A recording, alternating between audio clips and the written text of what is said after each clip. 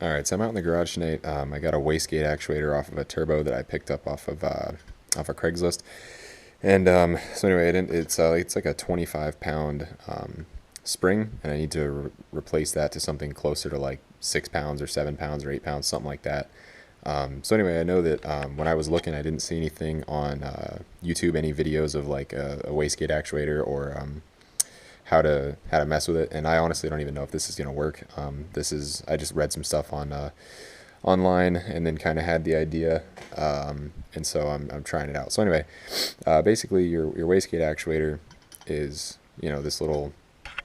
this piece here, and usually this lip is crimped over this lip here.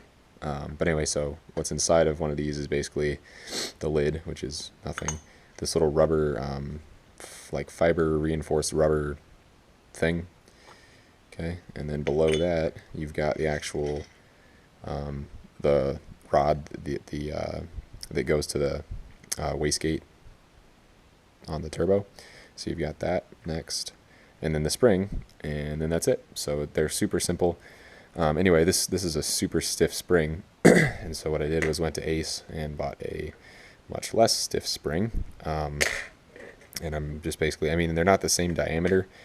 Like you can see, that one's a lot smaller, but it shouldn't matter because this one fits right over that little divot there, and also has no problem fitting on the divot in there. So that means that it should be perfectly fine, as far as I know. I mean, like I said, I have no idea. This might, not work at all, and I might just be wasting my time.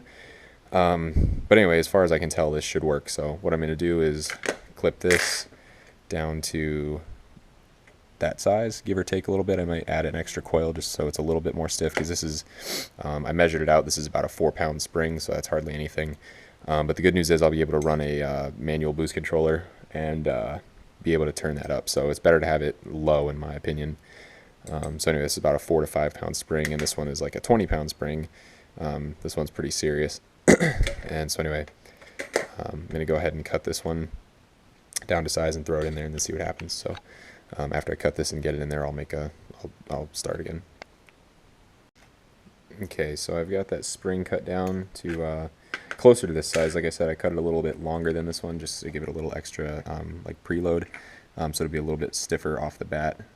So I've got about an extra 3/4 ish of a coil on there, so not too much, but anyway, so that just fits in there like that. This fits in there like that, and then works out pretty good.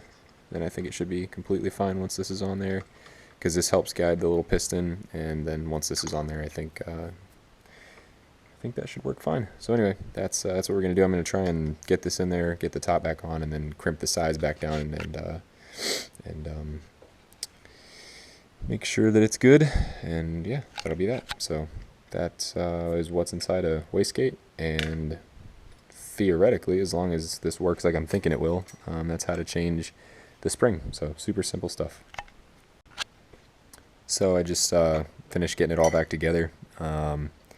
Basically what I did to crimp this edge over was I took a ball peen hammer, and I kind of like beat the edge in a little bit to get it, because it was obviously standing like straight up on the edge, because I had to pull this thing straight out. So I bent it back over with the ball peen, and then I took the edge of this file and laid it on there and beat it with the hammer just a little bit, because this stuff's pretty soft, and beat it back over, and it sealed up real nice. Just kind of, I mean, it's obviously scratched up, but just like how it was before. And it seems good to go. I mean, it works. It's really easy to pull now, so I'm thinking that's probably 4 or 5 pounds. I mean, it's not super hard, but definitely not